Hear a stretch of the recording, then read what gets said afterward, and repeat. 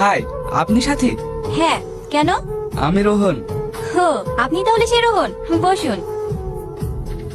আপনার কেমন মেয়ে পছন্দ জানতে পারি? কেমন মেয়ে?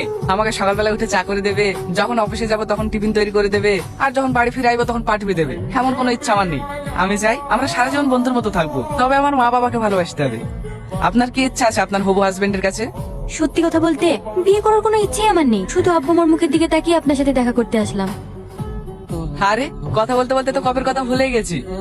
এই নিন। ওগো, তোমার ছেলেকে তো দেখা করতে পারো না, মেয়েটার সাথে ঠিকঠাক ভাবে কথা বলবে তো? আরে ওলিয়া, তুমি চিন্তা করো না, আমার ছেলে অনেক সাহসী। সে তো দেখলেই বোঝা যায়, মেয়েদের সামনে কথা বলতে গেলে ওর হাঁটু কাঁপে।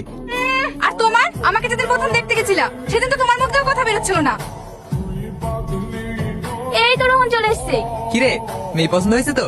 তোমরা তো দেখিছো, আমাকে আবার পাঠানোর কি দরকার ছিল বলো তো? বিয়ে তো করবি তুই, পছন্দ তো তোকে করতে হবে। বল, পছন্দ হয়েছে? আব্বা, আপনি বুঝতে পারছেন না, পছন্দ হয়েছে বলেই তো কিছু বলছে না। ঠিক আছে, তাহলে সামনে শুক্রবারে ওদের বাড়ি যাবো, অফিসটা ছুটি নিয়ে নিস।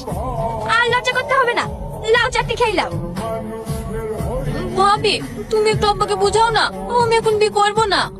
দেখ, তুই এখন বড় হয়েছিস, পড়াশোনা প্রায় শেষের দিকে, আব্বা মা তোকে নিয়ে টেনশন হয় না বল?